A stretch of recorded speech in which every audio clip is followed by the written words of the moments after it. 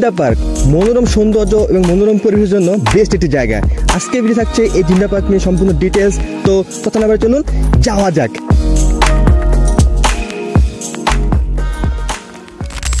জিন্দা পার্ক বাংলাদেশের নারায়ণগঞ্জ জেলার রূপগঞ্জ উপজেলায় দাউদপুর ইউনিয়নে অবস্থিত।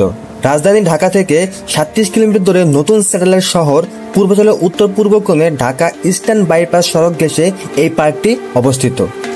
অগ্রপথিক পল্লী সমিতি 1980 সালে যাত্রা শুরু করে। এই সংগঠনের উদ্যোগে 1981 সালে পার্কটি প্রতিষ্ঠিত হয়। পার্কটির আয়তন প্রায় 100 বিঘা, যার মধ্যে 60 বিঘা জায়গা প্রদান করেন তোবারক হোসেন কুসুম। শুরুতে এর নাম শান্তিকানন দেওয়া হয়, পরে নাম পরিবর্তন করে জিন্দা পার্ক নামকরণ করা হয়। শুরুতে এটি বিদ্যালয় এবং অফিস স্থাপনের মাধ্যমে কাজ শুরু হয়। পর্যায়ক্রমে পাঠাগার, স্বাস্থ্যকেন্দ্র, মসজিদ ইত্যাদি গড়ে ওঠে। জিন্দা পার্কে কিভাবে যাবেন? আমার যাত্রাপথ ছিল গুলশান থেকে, তাই 300 ফিট এই রাস্তা ধরে কাঞ্চন সেতু আগেই বামে টার্ন নিয়ে বাণিজ্য মেলা রাস্তা ধরে সামনে গেলেই যেতে পারবেন এই জিন্দা পার্কে। অথবা কাঞ্চন ব্রিজ থেকেই অটো চলাচলের ব্যবস্থা আছে, যাতে ডিরেক্টলি এই জিন্দা পার্কে যেতে পারবেন। আর হ্যাঁ, এই 300 ফিট নিয়ে আমার একটি ব্লগ ভিডিও আছে, চাইলে আপনারা দেখে নিতে পারেন। পার পার্সন এন্ট্রি ফি ছিল 100 টাকা করে। এই জায়গাটা মূলত খুবই নীরব। যারা নেচার লাভার তাদের জন্য এই জিন্দা পার্ক হতে পারে অন্যতম একটি জায়গা, কারণ এই পার্কটি সম্পূর্ণ সবুজে ঘেরা। পার্কটিতে রয়েছে হরেক রকমের গাছগাছালির সমারোহ।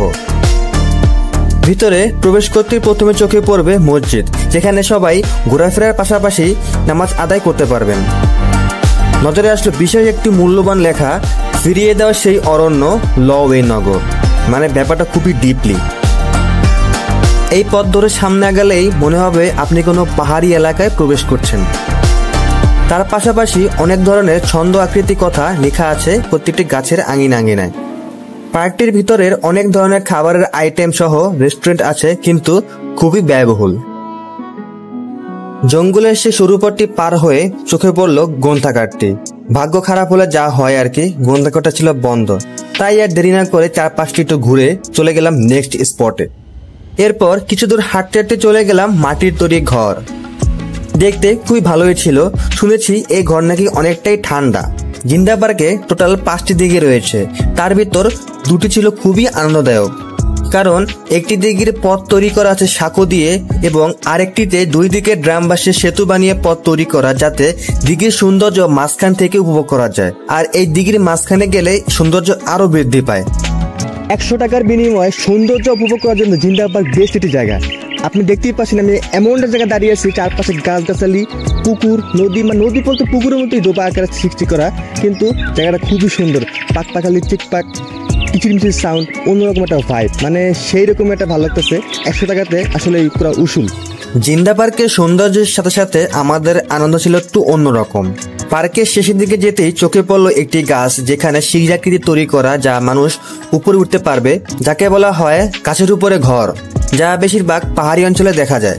জিন্দা পার্কের একটা ফিল যে গাছের ভিতরে উপরে উঠতেছি, মানে সেই লেভেলের সিঁড়ি দিয়ে রাখছে, খুব ভালো লাগতেছে। সবুজে ঘেরা এই পার্কটিতে তেমন কিছু না থাকলেও এর সৌন্দর্য আপনার মন কেড়ে নিবে।